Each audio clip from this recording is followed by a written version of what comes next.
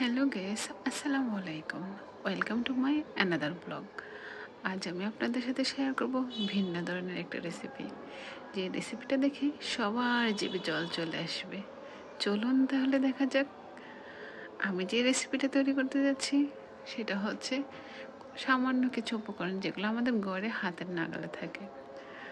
তো দেখা যাক, আমি এখানে ৬-৭টা রসুন আগে থেকে ছুলিয়ে নিয়েছি। আর সেই সাথে কয়েকটা লোটা শুটকি, সেটাকে আমি পরিষ্কার করে আগে থেকে ঠান্ডা জলে ভালো করে ওয়াশ করে তারপর আমি গরম জল দিয়ে ভিজিয়ে রেখেছি, যার ফলে শুটকিটা সফট হয়। তারপর আমি রসুনটাকে এখানে ভেজে নিব আর এক এক করে সবগুলো উপকরণ খাঁটি সরিষার তেলে ভেজে নিব, সামান্য পরিমাণ তেলে, কারণ পরে আমরা আবার সরিষার তেলটা অ্যাড করব। তারপর আমি এখানে দিয়ে দিলাম লইট্টা শুটকি, ওইটাকেও আমি ভালোভাবে ভেজে নিয়েছি। আমার শুটকিটা এখানে অনেক সফট হয়েছে, যার কারণে আমি গরম জলে অনেকক্ষণ ভিজিয়ে রেখেছিলাম। তারপর আমি এক এক করে শুকনো লঙ্কা এবং কাঁচামরিচ দুটোটাকে আমি ভেজে নিলাম, সাথে কিছু পেঁয়াজ কুচিও ভেজে রাখবো।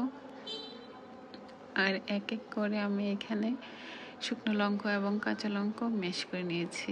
তারপর আমি শুটকিটাকে এখন ম্যাশ করে নেব।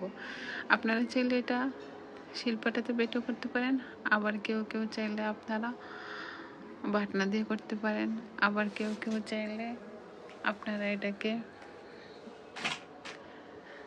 হাতে ম্যাশ করে করতে পারেন। তবে আমি এটাকে হাতে করেছি, কারণ আমার এই শুটকিটা সফট হয়েছে, সেই জন্য কোনো ঝামেলা ছিল না। আর শুটকির কাঁটাটা অনেকটা সফট ছিল, আমি যেটা আগে থেকে বেছে নিয়েছিলাম।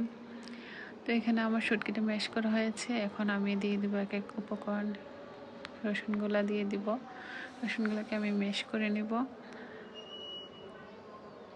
এই রসুনের ভর্তাটা কি যে অসাধারণ টেস্ট, বলে বোঝাতে পারবো না।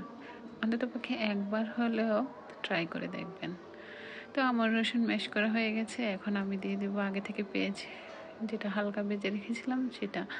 আপনারা চাইলে কাঁচা পেঁয়াজ অ্যাড করতে পারেন, তবে ভাজি পেঁয়াজটাই একটু টেস্ট আলাদা হয়।